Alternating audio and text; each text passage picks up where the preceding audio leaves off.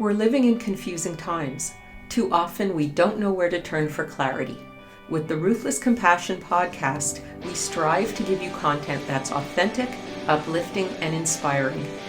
We're sharing leading-edge ideas and offering practical tools for change.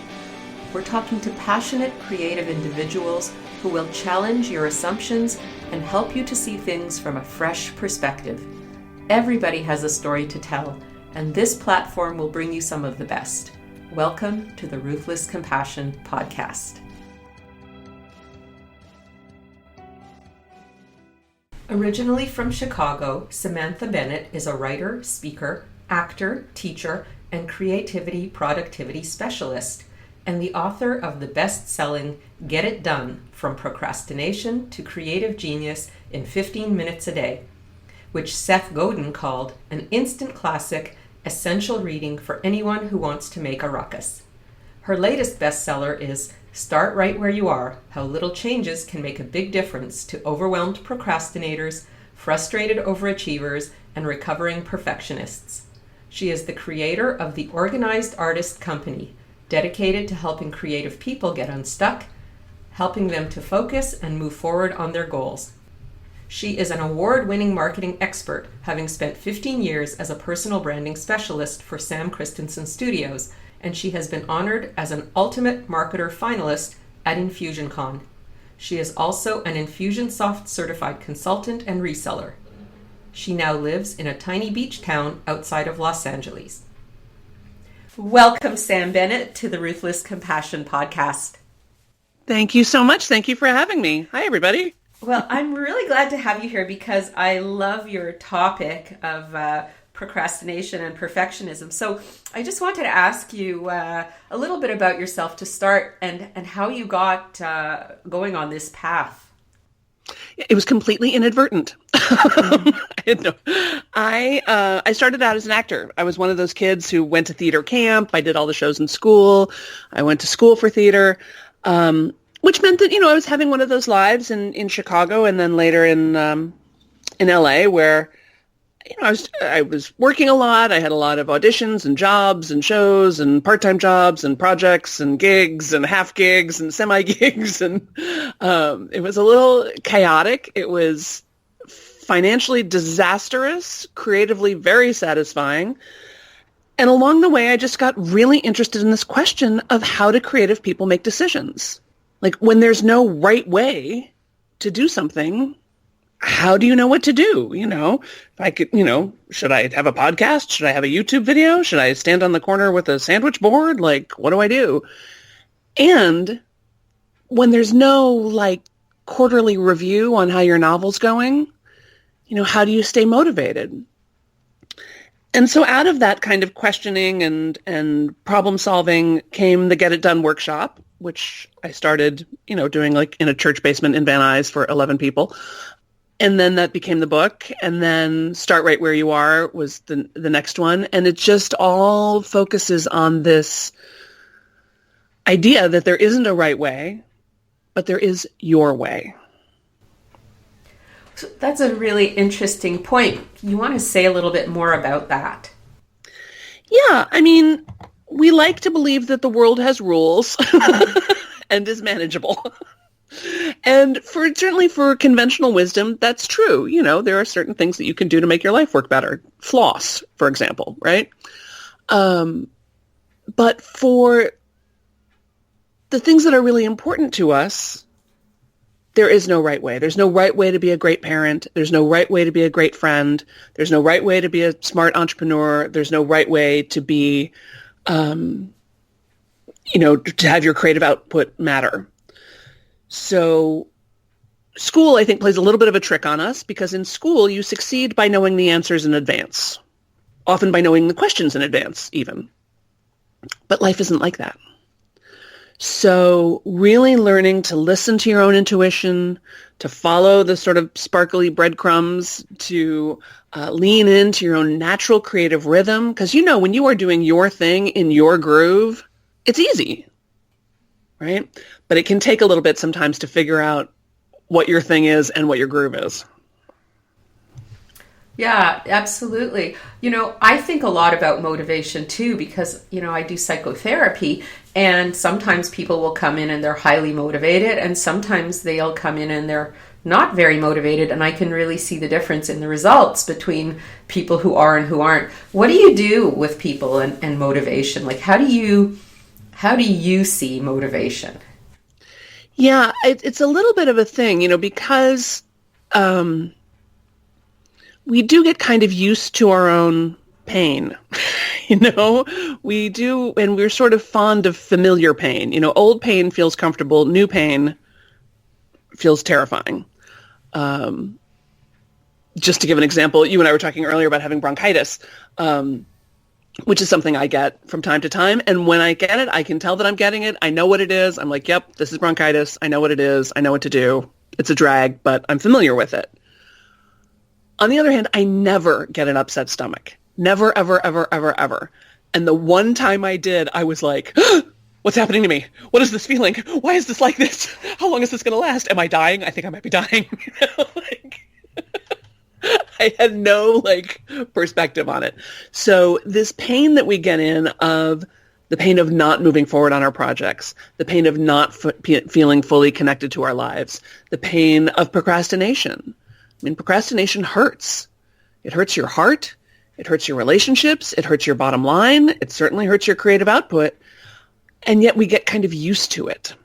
So sometimes my work is about shaking people up and reminding them how much they're not moving forward on the projects that matter most to them is hurting them. Right. But sometimes they don't recognize that as pain because it's familiar. Right.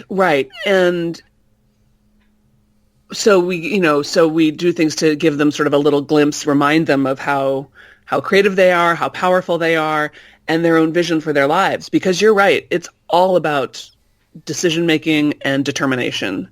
The people I see succeed best are the ones who have decided once and for all, I cannot live like this anymore. Things must be different, and I will keep going, even when it gets uncomfortable. Yeah, I would agree with that for sure. Your book has an interesting title. It's Start Right Where You Are, How Little Changes Can Make a Big Difference for Overwhelmed Procrastinators, Frustrated Overachievers, and Recovering Perfectionists. Can we break this down and talk about these three groups of people? Because these are very interesting titles. So what is an overwhelmed procrastinator and how do you deal with them? Yeah, overwhelm is a word I started hearing more and more and more a couple of years ago.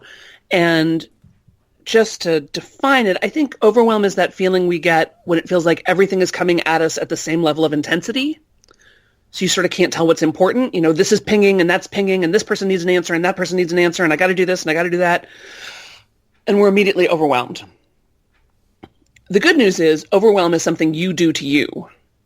It's not something the world does to you. It's something you do to you. You decide to be overwhelmed, and you can decide to be not overwhelmed, and you can turn off all the things that ping, and you can tell people, I have a plan. I'll get to you. You're later. You're further in the back of the line. I'll do right now. Sort of reasserting control over your own time and mental space can conquer overwhelm. Procrastination is a big word that means a lot of things, and it covers, as they say, a multitude of sins. Sometimes procrastination just means your project is too big. And I see this all the time with creative people. They get this great idea, and it's like, bing, and they see it. They see the whole thing. They see it in its entirety. Then it's got sequels and theme parks and T-shirts and a international grassroots movement. It's all there. And then they immediately get overwhelmed. How do you even move forward on a project like that? And they forget to chunk it down. They forget to start in little 15-minute increments. They forget to, like I said, follow the sparkly breadcrumbs. Sometimes procrastination just means you don't really care about something and you should just cross it off the list because you don't care. It's somebody else's idea or somebody else's agenda. And sometimes it means that you're flat out afraid. That if you write that book or take that stand or do that thing, it's going to change your life. And that feels a little terrifying, so we put it off and put it off and put it off and put it off. Right, right. And I've had with patients who have this belief that they're not good enough. So they procrastinate because if they were to succeed, it would challenge their beliefs of who they are. For sure. And I'm here to tell you, I work with Emmy Award winners, Academy Award winners, famous people, rich people, not famous people, not rich people. Everyone thinks they're not good enough. Everyone thinks they're not good enough. Everyone feels like they're not ready. Everyone thinks it's all kind of a fluke. Everyone feels like, oh boy, if they ever really got to know me, they would see what a fraud I am. Like, that's not specific to you. That's the human condition. That's all of us. So understanding that your desire, that little thought you have, that little idea that's been tugging on your sleeve for all this time, that's it. That's your engraved invitation from God. That's all anybody gets. And the fact that you have that idea and it's a persistent idea is your e-ticket to go do it. I like that. Now, let's talk about frustrated overachievers. What are those? Oh, gosh. Again, this kind of goes back to the school thing and the way a lot of us were raised. A lot of us were raised to believe that if we were good things would happen to us. Mm-hmm. That if you worked hard and showed up, pens clicked, if you studied and were busy and, checked all the boxes, that then you would have a happy and satisfying life. And many of us were very surprised to get to adulthood and find out that in fact was not really true. That particularly when you're doing the things that make other people happy, but may or may not make you happy, you don't have a very satisfying life. And you can have a life that looks great on the outside and feels empty and echoing and lonely on the inside. And that, I use the word frustration, but really it's anger and sometimes it's flat out fury. Mm-hmm. Yeah. This feeling of like, I did everything they told me to do. I have played by the rules and I still don't have what I want. And that's enraging. I mean, there's no reason to not be mad about that. And if that's you, I would encourage you to do something I suggest in the book, which is to make some 5-minute art about it. Just like grab a paper and typing paper and a ballpoint pen and make stick figures. Like, just what is the feeling of that? What is the shape of that? What is the color of that feeling? And just get it out. Because as we all know, feelings just want to be felt. Feelings just want to be felt. And once a feeling knows it's been felt, it can get promoted and get a better job. I had a woman one time who told me a great story about, she was interviewing me for a podcast and, saw that exercise in the book that, make some 5-minute art about anything you're stuck around or having strong feelings about. And she did what all of us do, which is go, oh yeah, that's a good idea. I should totally do that sometime. Like, yeah. Good idea. And that next day, she had an incredibly horrible day at work. And she got home and was very upset. And she saw my book on her table and said, oh, right, I should make some 5-minute art about this. So she did. She said, she's not a drawer particularly. She's not an artistic person. But she drew a picture of herself in the center of the circle and everyone from work standing in a circle around her throwing rocks at her. Right? Mm. I mean, that alone, just to be able to express yourself to yourself in a way that goes like, okay, there's having a bad day, and then there's, I feel like they're throwing rocks at me. Right? So that alone, I thought was just a great insight. But then she said, as she was looking at it, she drew a circle around herself in the drawing. And she said that circle was God's love. And she said she went into work the next day with a completely different attitude because she knew she was protected by the love of God. And that she could make that profound of a shift in that short of a time speaks directly to me to the power of creativity and the power of art. Mm-hmm. Yeah, for sure. It is very powerful. And this little make some 5-minute art about it. It's great. It works with kids. It works with teenagers. It works with grown-ups. It works with spouses. Like, it's really, and it usually even doesn't take 5 minutes. Usually you can get it done about 90 seconds, and you'll be shocked at what comes out. Yeah, I think that, there's so much going on under the surface of our conscious awareness. And if we just give ourselves a chance to tap into that, there's a lot of learning and a lot of healing available. Absolutely. Absolutely. And a lot of feelings don't really have names. We try to intellectualize what's going on, and sometimes that's not always necessary. What's necessary is to feel it, to really notice the feeling and witness the feeling and be witnessed in the feeling. And then, as I say, once you feel it, once you know it's happening, it sort of starts to dissipate all on its own, as opposed to the strategy that I have tried to employ, which is like, I know, I'll just lock that feeling in the basement and pretend like it's not happening. That's going to work great. Yeah, and then it leaks out sideways when you're least expecting it, right? It sure does. It'll jump up and bite you.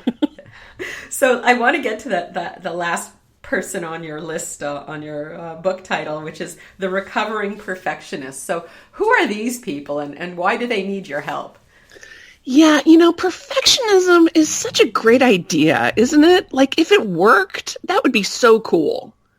If you could just work really hard on something and control every detail and then have it turn out perfectly, get the exact results you wanted, that would be amazing.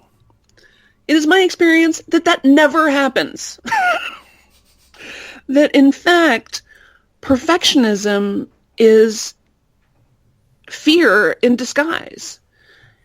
And not only is it in disguise, but it comes with this sort of whiff of moral superiority, right? Like, oh, it's just me and my damn perfectionism. My standards are just so high, I couldn't possibly. And what we fail to notice is that there's no rule that things have to be good in order to succeed. Art doesn't have to be good. People don't have to be talented. You may notice people who are super famous, super successful in your field, in some other field, in the world, and they're not that great. And yet, there's something about them. There's something about the way they're doing the work. There's something about the way they're showing up in the world. There's something about the story they're telling that we find very compelling, and we sort of don't mind that they're not entirely perfect. One of my favorite teaching stories of all time is I myself suffer from depression and anxiety, and there was a time some years ago where the anxiety especially was really bad. That racing thoughts and that feeling like I was always being graded. Somebody was always looking over my shoulder. And everything had to be perfect. Every meal, every parallel parking job, every folded sock, like it all had to be perfect. This, as you can imagine, was super fun for me and everyone around me. Mm-hmm.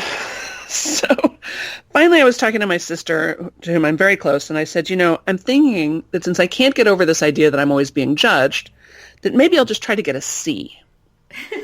Because, C is the grade that you get for showing up and doing the work. Show up, do the work. Show up, not doing the work better than anybody else, not being in the front row with your hand raised, just show up, do the work. And my sister said, sure, Sam, that sounds great. Good luck. And then we went on to talk about what we were actually on the phone to talk about, which was that my father had moved into a new apartment and we wanted to send him a little housewarming gift. And I'm the eldest, so I said I would take care of it. A couple days later, we're on the phone again, and she says, oh, did you send something to Dad? And I said, I haven't. Because, I want to get him something nice, but we're kind of broke, so it can't be that nice. And I was thinking maybe something for the kitchen, but he has a lot of kitchen stuff, so maybe something for, maybe towels, maybe monogrammed, I don't know. And my sister says, Sam, get a C. Send a plant. Like, get a C. Send a plant. 1-800-Flowers.com. $37 later, we have sent the man a Dieffenbachia. The next day, he's calling. Oh, what lovely daughters he has. Now, here's the thing. My desire to find the perfect thing for my father was preventing me from finding anything for my father. My willingness to take the cheap, obvious option allowed me to do what we really wanted to do, was just let him know that we loved him and we hoped he was happy in his new digs, So this idea that, and this is exactly the dynamic of perfectionism, right? That you get so paralyzed by trying to judge it and prejudge it and what's everybody else going to think about it that you never take action at all. When in fact taking imperfect action can get you the result you want. And I can hear the apple polishers like fanning themselves like, no, this can't be so. Get a C. No, no, no, no, no. But here's the thing. You may have noticed your version of a C, kind of everybody else's version of an A. Your version of a C, pretty much everybody else's version of an A. And if for some reason you get it out into the world and it's not perfect and it really does need to be made better, then you will make it better. Version 2.0 director's cut, like you'll improve it. That's fine. But the website doesn't have to be perfect. The logo doesn't have to be perfect. The sales pitch doesn't have to be perfect. Your weight doesn't have to be perfect. Your hair doesn't have to be perfect. You are perfectly imperfect just as you are showing up. You are perfectly designed to do the work that's in front of you. Stop sitting on your hands. I love the concept of good enough, right? Yeah. Like it can be good enough. Yeah, it can be good enough. So, of course, your book is called Start Where You Are, speaking of good enough. So what do you mean by start where you are? Yeah, so it's in some ways, Start Right Where You Are is a prequel to Get It Done, right? Get It Done is really sort of about project management for creative people. Start right where you, but I realized, I can give you all the tips and exercises and strategies in the world. Mm-hmm. But if it's not really okay with you on the inside that you move forward on your creative projects, then it doesn't matter what I say, right? So Start Right Where You Are is really sort of a breakdown of the steps I took myself through in my little personal development journey from being an anxious and depressed underemployed actor crying on a couch in North Hollywood to, the entrepreneur of a multi-six-figure business living by the beach in Carpinteria. And what I noticed is that it wasn't just one thing. It wasn't like I had one big aha moment and was suddenly healed. My journey to wellness might be an overstatement, betterness, good enoughness, was in little tiny decisions, little tiny moments where I suddenly went, you know what? I'm going to drink more water right now because I'm feeling upset and I think it might be because I'm thirsty. You know what?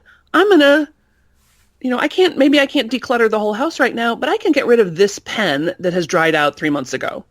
And I'm just going to throw that away and take that stand for good pens in my house.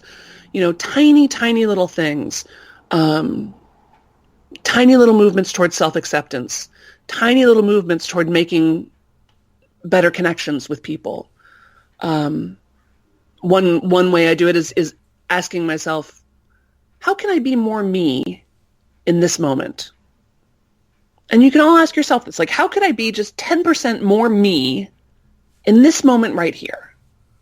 Like, if I were going to show up just 10% more fully, what would I do?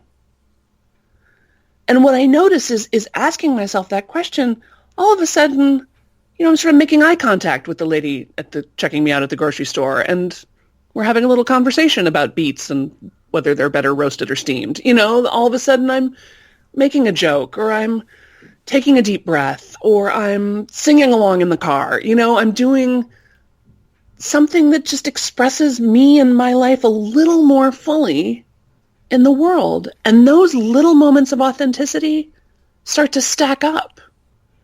And you start to feel better and better about the person that you are and the way you are in the world.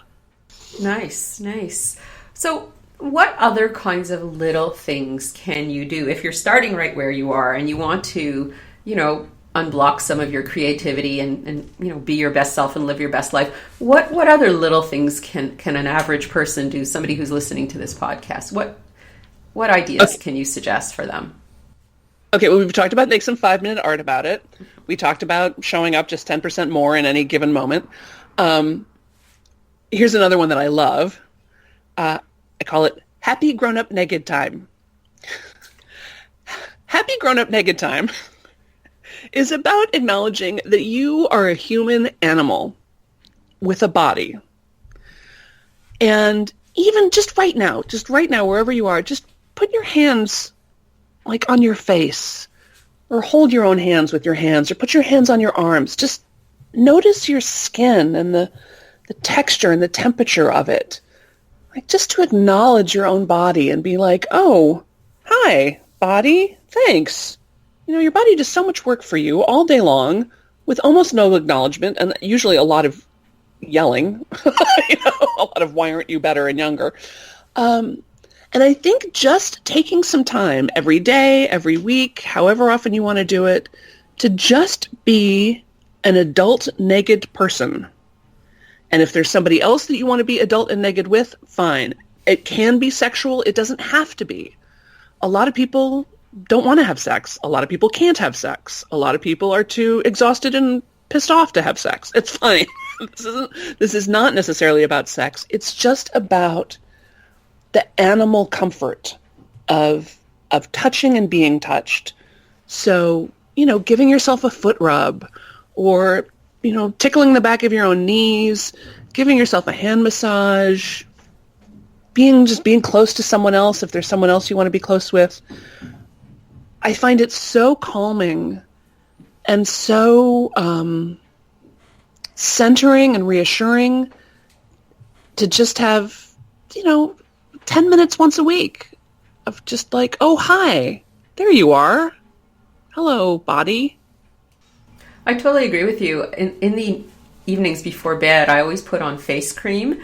And just the other day, as I was massaging some face cream into my face, I was thinking, this really feels very nice, as I was like smoothing it over my cheeks. It's this little ritual I have every night. And, obviously the face cream is supposed to keep your skin nice, but it also feels really good just massaging it in. So I thought, yeah, that's one of those little things that you can do. It takes 2 minutes, but it feels really lovely. I do the same thing when I get out of the shower every morning. I put lotion on, and I actually say a little blessing over my body as I'm, over each part, my feet for guiding me in the right direction, and my legs for taking strides, and, my belly for letting me know when I'm hungry or satisfied. Like, it's a beautiful thing to just acknowledge this animal body. And it's not about how it looks. It's about how lovely it is. What a perfect miracle your body is. It is a miracle, absolutely. So if people are, interested in working with you, where can they find you, and what kind of things do you have going on right now? Yes, I have a brand new website, very exciting, called therealsambennett.com. So you can hop over to therealsambennett.com, 2 N's and 2 T's. And the first opportunity you'll see is a little freebie called the Procrastination Domination Starter Kit. And it's a really fun little webinar where I talk you through one of my favorite exercises to help you decide which of your 137 great ideas you should be focusing on right now. And it's a simple but slightly unusual process that really helps you decide. I mean, because this is a lot of what I see with creative people is they've got a zillion ideas and they can't figure out which one, they're like, well, I should do this one. Oh, but what about that one? But maybe this should be first. Oh, I know, I should do this, but then this. But what about this? But what about this? So it helps settle down those voices and helps you focus in. Very nice. And then there's a ton of videos and blog posts and all kinds of stuff on there. You definitely want to hop on the email list, though, because that's really where the action is. And do you send out things on a regular basis so people can kind of be, kept in touch with you? I do. Yeah, I do. I love communicating through email. I think it's a particularly delightful form of connection, somewhere between a note passed in class and a love letter, Lovely. And just to wind up, I always like to have my guests give a call to action for the listeners. But what would be your call to action apropos of start right where you are? Yeah. So, they say that our bodies are 70% water or something. I believe that our souls are 65% creativity. Everyone is a creative genius. Not everyone is artistic in the same way that not everyone is musical, but everyone has some creative project that's on their heart. And like I said, that's it. That's your divine invitation. So what I would love is for everyone to spend 15 minutes a day, every single day, on the project that matters most to you. It may not matter to anyone else, but the project that you know will move you forward, the project that fascinates you, the project that will improve your life, your business, your family, your relationships, your means of expression. 15 minutes a day, every single day, before you check your email, spend 15 minutes a day on the project that matters most to you, and I am telling you, your world will be transformed. Well, that's a terrific call to action. And everybody, if you didn't get the point before you check your email. But am I right? I mean, the minute you open your email, you're down the rabbit hole, Sure. You know? Yeah, because you get distracted, and those distractions are the death of creativity, aren't they? That's right. So to especially do it first thing, and even people are like, I'm going to work out an hour a day. I don't know where you're finding an hour a day. I don't have an hour a day, but 15 minutes I can find. And to spend it, and it's a great way to hopscotch right over that perfectionism we were talking about, because if you're only working for 15 minutes, how perfect is it going to be? Plus, you're going to do it again tomorrow. So it's like a great way to just really get some traction and some momentum on those projects and let those projects lead you to wherever it is they're going. You don't necessarily know what the result of this work is going to be for you, but you know it's in you to do it. And if it's in you to do it, you can do it. And the world needs it. For sure. Well, it was really wonderful talking with you today, Sam. Lots of food for thought for the listeners, definitely. Thank you so much for having me. What a treat.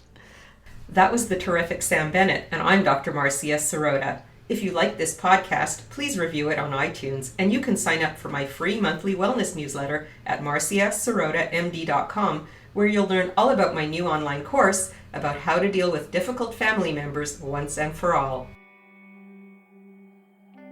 Life can be challenging. It's a lot easier, though, when we're connected to a strong community of people who share our vision, but who also challenge our assumptions. Our community at the Ruthless Compassion Institute embraces concepts such as empathy, honesty, empowerment, and personal responsibility. We're glad you spent some time with us today, and we hope you join the Ruthless Compassion community and keep on listening to the amazing stories our members have to tell.